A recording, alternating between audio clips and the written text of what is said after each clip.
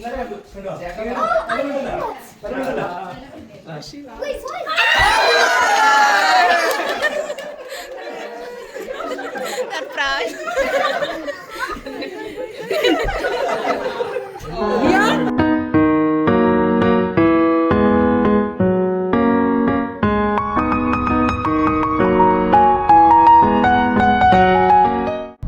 Friends, ഞങ്ങളിന്നൊരു baby ഷവറിന് പോവാണ് കേട്ടോ. ഒരു സർപ്രൈസ് ബേബി ഷവറാണ്. ചേച്ചിക്ക് അറിയില്ല ഇതിനെപ്പറ്റി. പോയിക്കൊണ്ടിരിക്കുകയാണ്. അവിടെ എത്തിയിട്ട് അവിടുത്തെ വിശേഷങ്ങളൊക്കെ നമുക്ക് വ്ളോഗിലൂടെ കാണാം.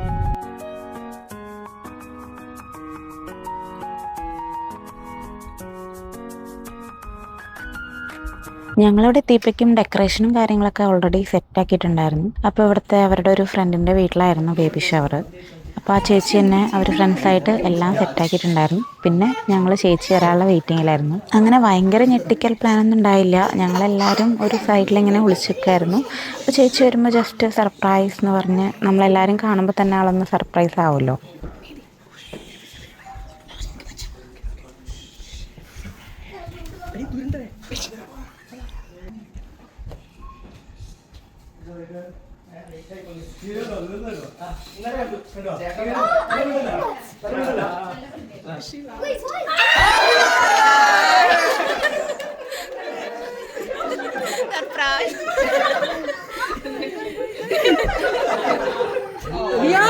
അങ്ങനെ ചേച്ചി നല്ല സർപ്രൈസായി. ഞങ്ങൾ ആരെയും അവിടെ എക്സ്പെക്ട് ചെയ്തിട്ടുണ്ടായിരുന്നില്ല. അവർ ജസ്റ്റ് ലഞ്ച് കഴിക്കാൻ വേണ്ടി വിളിച്ചായിരുന്നു അവർ. അപ്പോൾ നമ്മളെല്ലാവരും ഇവിടെ ഉണ്ടാവുമെന്നൊന്നും എക്സ്പെക്ട് ചെയ്തിട്ടുണ്ടായിരുന്നില്ല. അപ്പോൾ അത് കഴിഞ്ഞ് ഞങ്ങളെല്ലാവരും ഫുഡ് കഴിച്ചിട്ടാണ് ബാക്കി പരിപാടി ചെയ്തത്. താഴെ നമ്മളൊരു സർപ്രൈസും കൂടി ഒരുക്കിയിട്ടുണ്ട്. അപ്പോൾ അതിനെക്കുറിച്ച് ആൾക്കൊരു ഐഡിയ ഇല്ല കേട്ടോ.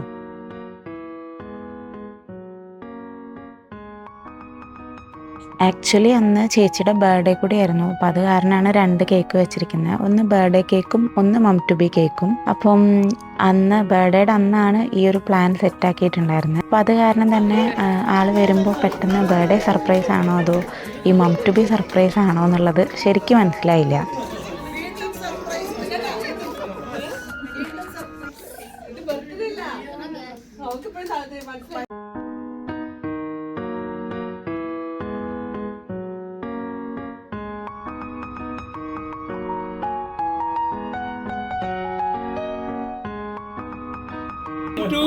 Happy birthday to you. Happy birthday to me. ബാക്കിയുള്ള ചടങ്ങിലേക്ക് പോകുന്നതിന് മുമ്പ് ഒരാൾക്ക് പ്രസംഗിക്കണം. 2 മിനിറ്റ് ഞാൻ എന്റെ സുഹൃത്തായ രാജീവിനെ ഈ ഒരു അവസ്ഥ എങ്ങനെ എത്തി എന്നുള്ളതിനെ പറ്റി പറയുക.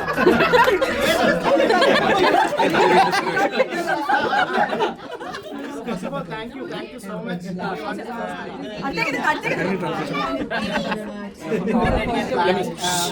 പിന്നെ ഐ തിങ്ക് മോനിച്ചി ഗ്രൂപ്പ് ഇത് പ്ലാൻ ചെയ്തതാണ്. ഞാൻ ജസ്റ്റ് അതിന്റെ കൂടെ നിന്ന് കൊടുക്കുകയായിരുന്നു. അപ്പോൾ നീ ഇതൊന്നും അറിയാതിരിക്കാൻ വേണ്ടിയിട്ട് ആദ്യം തന്നെ ഞാൻ ഇവരുടെ ചാറ്റ് എല്ലാം മാർക്കേഡിലേക്ക് മാറ്റി.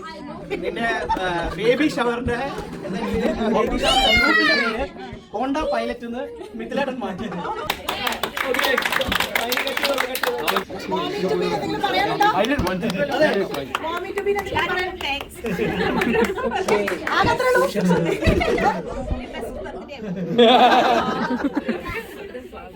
അങ്ങനെ ബർത്ത്ഡേ കേക്കും മം ടു ബി കേക്കൊക്കെ കട്ട് ചെയ്തു.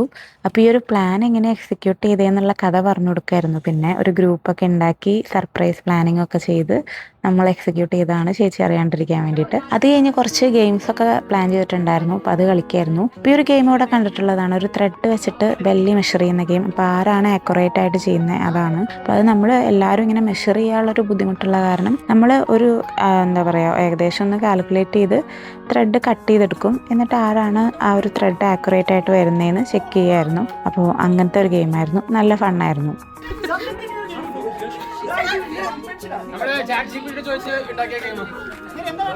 അത് കഴിഞ്ഞിട്ട് അതിലും ഫണ്ണായിട്ടുള്ളൊരു ഗെയിമായിരുന്നു. ഒരു ഡൈപ്പർ ടെസ്റ്റിംഗ് ഗെയിമായിരുന്നു. അപ്പോൾ അത് ചേട്ടൻ ശരിക്കും പേടിച്ചിട്ടോ. റിയൽ ഡൈപ്പറാണ് ടെസ്റ്റ് ചെയ്യേണ്ടതെന്ന് വിചാരിച്ചിട്ട്. പക്ഷെ നമ്മൾ ആക്ച്വലി അതിൽ മല്ലിപ്പൊടി, മുളക് പൊടി, മഞ്ഞൾപ്പൊടി ഇങ്ങനെ മസാലകൾ മിക്സ് ചെയ്ത് വെച്ചിരിക്കുകയാണ്. അപ്പോൾ അത് സ്മെല്ല് ചെയ്തിട്ട് എന്താണെന്ന് കറക്റ്റായിട്ട് പറയണം. അതാണ് ഗെയിം. പക്ഷെ പെട്ടെന്ന് കണ്ടപ്പം ആളൊന്ന് പേടിച്ചു പോയി. അപ്പോൾ അത് നല്ല കോമഡി ആയിരുന്നു.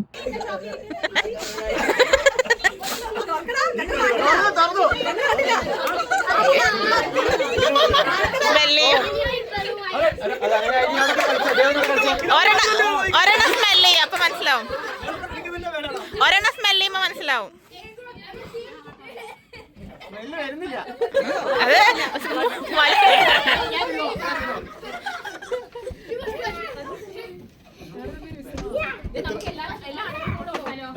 ആ പ്യാരി എന്തോ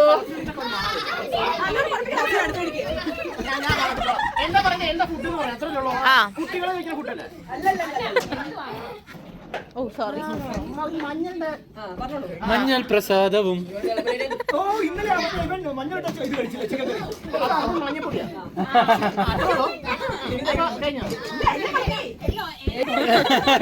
ഗരം മസാല വെച്ചിട്ടില്ലേ? അപ്പൊ എന്തോ ഒരു മസാല വെച്ചിട്ടില്ല. സാമ്പാർ പൊടി നോക്കി നോക്ക്. You have to finish that drink fastest without touching the bottle. You think it will be? I will be. Next game. Start.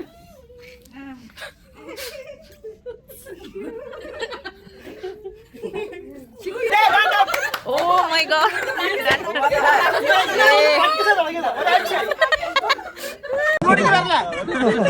Come on, Vijay. Rajiv.